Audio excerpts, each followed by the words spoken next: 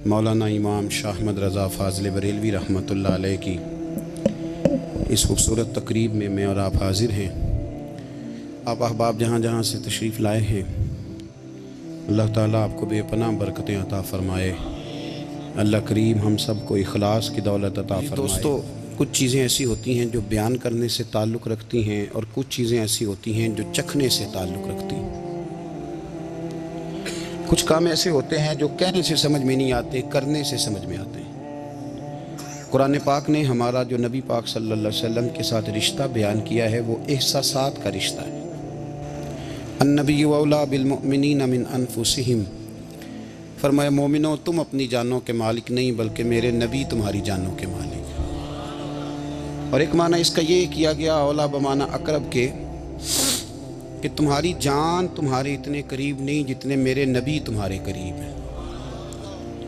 अब ये रिश्ता है, ये चखने से ताल्लुक़ रखती है बात, ये बयान सिर्फ करने से ताल्लुक़ नहीं रखती। दोस्तों, कुछ चीज़ें ना आला हज़रत फ़ाज़िल बरेलवी रहमतुल्लाह अलैह को ना फ़तवे की दुनिया का आदमी बना दिया गया है। क्या आला हज़रत फ़तवा देते थे, फ़तवा लिखते थे, फ़तवे की बात करते थे। फ़ाज़िल बरेलवी ने ना दीन सिर्फ पढ़ा पढ़ाया नहीं, आला हज़रत ने दीन चखा है, उसका जायका था। आला हज़रत पे दीन तारी होता था। कैफियत वाले शख्स थे, उनकी ज़िंदगी में अदब अदाब पाया जाता था। वो सोच वाले थे, दर्द वाले थे, कैफियत वाले थे। ज़रूरी तो नहीं कि सिर्फ आप बात से ताल्लुक़ रखें, जब तक किसी की ज़ात से ताल्लुक़ नहीं होता तो उसकी बात भी समझ में नहीं आती। हमारे यहाँ लोग कहते हैं सीधी सीधी जी, वो ये कहते थे। वो भाई, जब आपका ज़ात से ताल्लुक़ नहीं होगा तो बात आपकी समझ में कैसे आएगी। आप पढ़िए ना बुखारी शरीफ, हज़रत अब्दुल्लाह इब्न अब्बास पहले मुफस्सिर हैं उम्मत के। कैसे मुफस्सिर बने? तफसीर पढ़ के, हदीस पढ़ के नहीं, ज़ाते रिसालत से प्यार करके। फरमाते हैं कि रोज़ हज़रत बिलाल हबशी पानी रखते थे जब हुजूर बैतुल खला में जाते थे। वापिस हुजूर आते तो वज़ू करना होता। हुजूर ने तो जनाब बिलाल से मैंने एक दिन गुजारिश की कि आज मुझे नहीं इजाज़त देते पानी रखने की। तफसीर लिखने की बात नहीं कर रहे, वो सबक पढ़ाने की बात नहीं कर रहे, ज़ाते रिसालत का प्यार। हज़रत बिलाल ने मुझे इजाज़त दे दी। कहते हैं हुजूर वापस आए तो आके फरमाने लगे, आज पानी किसने रखा है? उम्र कितनी, 10-12 साल या 14 साल। हुजूर से प्यार हो गया। तो नबी करीम सल्लल्लाहु ताला अलैहि वसल्लम की बारगाह में ना पानी रखा। तो जब पानी रख के फारिग हुए तो हुजूर ने पूछा किसने रखा है? तो अर्ज़ की हुजूर इस जवान ने रखा है। गोया इश्क लगा सी, खेड़ा खेड़ दी ते खेड़ा भुल गईयां। कहते हैं जी इसने रखा है पानी। तो रसूल करीम ने ना हाथ उठा दिए। आप समझे बात को, उन्होंने जिहाद नहीं किया, उन्होंने कोई ऐसा काम नहीं किया, सिर्फ हुजूर के लिए। कहते हैं तू खिदमत ही करता रहता है, तुम्हें पता ही नहीं खिदमत का सिला क्या है। पता ही नहीं खिदमत का सिला क्या है। पानी रखा, बुखारी पढ़ रहा हूं, मेरे रसूल करीम ने हाथ उठाए, कहा ऐ अल्लाह इसे दीन की समझ अता कर दे, दीन का फकीह बना दे। एक दिन पानी रखा, मुस्तफा ने दुआ की, उम्मत के सबसे बड़े मुफस्सिर कुरान बन गए। लोग समझते हैं कि खाली आप बातें करेंगे और खाली दलीलें देंगे। और यारो, ये जो गुलामी है ना, गुलामी, मौलाना अमजद अली साहब आज़मी रहमतुल्लाह अलैह फरमाते हैं यकदम आला हजरत का दरवाजा खुला। ये भी मेरे आला हजरत की जिंदगी है, इसे भी देख। यकदम दरवाजा खुला तो बूढ़े इमाम के पैरों में जूता कोई नहीं और आला हजरत सर पट दौड़े। मैं करीब गया, मैंने कहा हुजूर मैं सदके जाऊं, कहाँ जा रहे हो? कहने लगे किसी ने बताया मेरा मुर्शिद का बेटा रेलवे स्टेशन से गुजरने वाला है। अमजद अली देर ना कर यार, कहीं शहजादा नाराज ना हो जाए। मेरे मुर्शिद का बेटा, मेरे शेख का पोता, यार जरा जल्दी कर। कहते हैं आला हजरत दौड़े रेलवे स्टेशन पे। उन्हें अगर फतवे लिखने आते थे, किल के रजा है खंजरे खूंखार बरकबार, तो वो ये भी कहा करते थे कैसे आकाओं का बंदा हूं रजा। बोल बाले मेरी सरकारों के। दौड़े गए रेलवे स्टेशन पे और बूढ़े शेख सदरुल शरिया कहते हैं मैंने कहा हुजूर मैं ना चला जाऊं? कहने लगे ना पुत्र, मैंने बड़ा नमक खाया उस घर का, मैंने बड़ी नौकरी करी है, मेरी अपनी ड्यूटी है, तुम्हारी तो नहीं ना। मेरे शेख फरमाते रेलवे स्टेशन पे हजरत खड़े हैं तो एक मुसाफिर उतरता, उसके करीब जाते, अदब से सलाम लेते तो कहते मरहरा शरीफ से तो नहीं कोई आया? कहते वो मुसाफिर गुजर जाता, दूसरा आता तो फिर करीब जाते। कहते वो उसके आस्थाने से तो नहीं आए, उधर से तो नहीं कोई आया। कहते सारे गुजर गए, जिन मुसाफिरों ने उतरना था उतर गए, ट्रेन चल पड़ी। तो मैंने कहा हुजूर किसी ने आपको गलत इत्तला दी थी, शहजादे तो आए नहीं।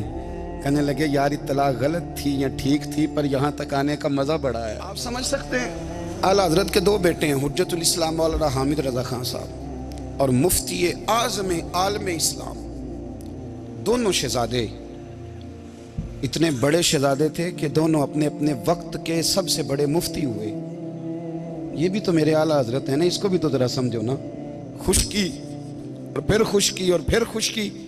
एक दिन पीर साहब ने कहा, नूरी मियाँ साहब, क्या अहमद रज़ा यार वो भैंसें रखी हुई हैं तो उनको ना गीदड़ आके तंग करते हैं, तो 2 कुत्ते मिल जाए ना कभी, तो चलो रात को पहरेदारी करेंगे, 2 कुत्ते मिल जाएं। मैं अक्सर सोचता हूँ कि आला हजरत तो आलिम थे, उनका कुत्तों से क्या लेना देना। हजरत जी आपने कुत्तों की बात करनी थी तो किसी दुनियादार से करते, 2 कुत्ते मिल जाएं तो ज़रा जानवरों की देखभाल करेंगे। फरमाया हुजूर सवेरे ही आ जाएंगे। भाई आपका तो ये शुगर नहीं, तो आप कहाँ से लाएंगे। दिन चढ़ा तो दोनों बेटों के गले में रस्सियां डाली। आला हजरत को सिर्फ आप फतवे की रोशनी में देखते हैं, आपको उस शख्स के दर्द का नहीं पता, उसके जायके का नहीं पता, वो किस स्टेज का आदमी है, स्टेटस क्या है तरीकत में, शरीयत में, इश्क में। दोनों शहजादों के गलों में रस्सियां और पकड़ा हुआ है। तो नूरी मियाँ साहब कहते हैं मैं चारपाई पे बैठा था तो नीचे बिठाल दिए दोनों बच्चे। मैं उठ के खड़ा हो गया, मैंने कहा मौलाना ये क्या। कहने लगे हुजूर ड्यूटी भी करेंगे और रोटी भी नहीं मांगेंगे। जिन्हां तना विच इश्क न रचिया कुत्ते हो ना थी चंगे, मालक देकर राखी कर दे साबर भुखे नंगे। किधर गया शौक, किधर गया वो दर्द। और फिर जब बारी आई रसूलुल्लाह के प्यार की, जब बारी आई नबी पाक की मोहब्बत की, तो फिर फाजिल बरेलवी का कद अगर लिखने में कमाल है ना, तो महबूब के प्यार करने में भी कमाल है। उन्होंने ना सारी ज़िंदगी यानी सारी ज़िंदगी ये कह के गुजार दी कि इश्क तेरे सदके जलने से छुटे सस्ते, जो आग बुझा देगी वो आग लगाई है। एक सैयद साहब थे, मकान बन रहा था आला हजरत का, तो सामने ना बिल्कुल लाइब्रेरी थी। तो जब मकान बन रहा होता है तो तब सारे मिस्त्री मजदूर अंदर ही होते हैं, तो सबका आना जाना था, सब लोग आते जाते थे बिला झिझक। तो वो सैयद साहब भी एक दिन आ गए, सामने लाइब्रेरी में मिले, फिर चले गए। कुछ दिनों के बाद घर मुकम्मल हो गया, अब औरतें भी आ गईं। तो शाह जी को पता नहीं था, वो पुराना ही माहौल समझ के ना, मौलाना ज़फ़रुद्दीन बिहारी कहते हैं पुराना ही माहौल समझ के तो अंदर आ गए। और जैसे ही अंदर दाखिल हुए सामने घर की औरतें देखी, तो शाह जी माजरत माजरत माजरत करते परेशान हो गए। और फिर जब दोबारा पलटने लगे तो आला हजरत दौड़ के गए, हाथ चूमे, कहने लगे शाह जी आपको तो पता नहीं था, और आप मेहरबानी करें ये माजरत वाला लफ्ज़ वापस लें। ये मेरे घर की औरतें नहीं, ये तो सैयदों की बांदियाँ हैं, ये तो नौकरानियाँ हैं। आप मेहरबानी करें, ये अंदाज आपका जो है ये दुरुस्त नहीं, आप मेहरबानी पर अंदर आए। और फिर सारे ख़ानदान को लेके पर्दे के पीछे खड़ा किया और कहने लगे शाह जी को गलती लग गई, उन्होंने हमसे माजरत की, अब हम सारे मिल के उनसे माजरत करेंगे, इसलिए कि ये रसूलुल्लाह का ख़ानदान है। अपनी ज़िंदगी में हमेशा यार थोड़ा बहुत 2-4 लफ्ज़ जिस बंदे को आ जाए ना, 2-4 लफ्ज़। मैं ज़ाती तौर पे ना, आपको पता है मैं तो नात खानों से तो हमारी बनती नहीं, बहुत सारे नात खान तो हमें वैसे ही नहीं। मैं कहता हूँ नात आने दे जाने का नाम नहीं, नात तो कलाम का नाम है। किसी बुजुर्ग की बात पढ़ो, कुछ मतलब उसमें कुछ ज़ौक़ हो, कुछ दर्द हो, ये क्या बात हुई जो आजकल काम शुरू है। लेकिन आपको पता है हम नात खां की भी इज़्ज़त करते हैं। मैं जिस नात खां से नात सुनता हूँ, मैं दिल की कल्ब की गहराई से उसका हया करता हूँ, मैं इकराम करता हूँ, अल्लाह जानता हूँ, मैं एहसास देता हूँ, इसलिए कि मैं समझता हूँ ये जब बोलता है ना तो मुझे मदीने वाले की याद आती है, ये नबी करीम की याद दिलाता है, तो इसका एहसास है। आला हज़रत फाज़िल बरेलवी रहमतुल्लाह ताला अलैह ने नबी करीम से मोहब्बत की और हुजूर सैयद आलम सल्लल्लाहु अलैहि वसल्लम से ताल्लुक़ रखने वाली हर शय से मोहब्बत की। उन्होंने अपने ज़ौक़ को कभी फीका नहीं पड़ने दिया। सारी ज़िंदगी रसूलुल्लाह सल्लल्लाहु अलैहि वसल्लम का प्यार, थोड़े दो चार लफ्ज़ मेरी तरह किसी शख्स को आ जाएं तो वो अदब अदाब के दायरों से निकल जाता है। वो हर चीज़ को किलो काल के जायके में रखता है। इसलिए मुल्ला रूमी फरमाया करते थे, सेठ आदमी होना जेब में पैसे हो तो उसका पीर कोई नहीं होता।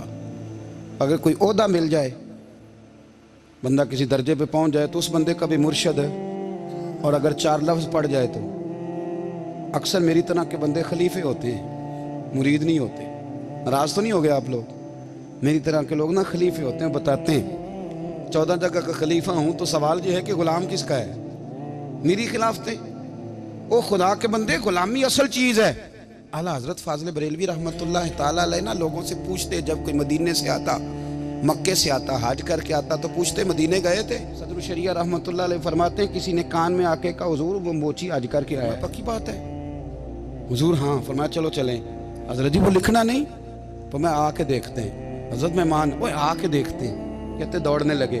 वो जूते गांठ रहा था, जाके पूछा हज करके आए हो? कहा हाँ। मदीना शरीफ गए थे? वो जिस बंदे के पास लोग तारीखें लेने जाएं तो टाइम ना मिले, भाई आज मदीने गए थे? कहने लगा जी बड़ा करम किया सरकार ने, मैं तो 1.5 महीना रह के आया हूँ। कहते हैं जुब्बा कहीं, पगड़ी कहीं, कलम कहीं, शागिर्द कहीं, मुरीद कहीं, और अंदर नहीं, हुजरे के अंदर छुप के किसी की तादीम नहीं, चौक में मोची जूते गांठने वाला दुनिया देख रही है। आला हजरत झुके और मोची के पैर चूमने शुरू कर दिए।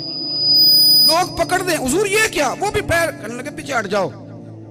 ये वो कदम है जो मेरे मुस्तफ़ा करीम के दरे दौलत से होके आए। हरम की जमीन और कदम रख के चलना, अरे सर का मौका है हो जाने वाले। ये जायका, ये दर्द, तो आला हजरत ने ना ज़ौक़ वाली जिंदगी गुजारी, अदब वाली जिंदगी गुजारी, प्रेम वाला वक्त गुजारा, इश्क वाला वक्त गुजारा। तो आप अपनी जिंदगी को ना ज़ौक़ के दायरे में लाएं। जिस चीज़ की बहुत कमी है वो अदब अदाब है, वो ज़ौक़ हैं।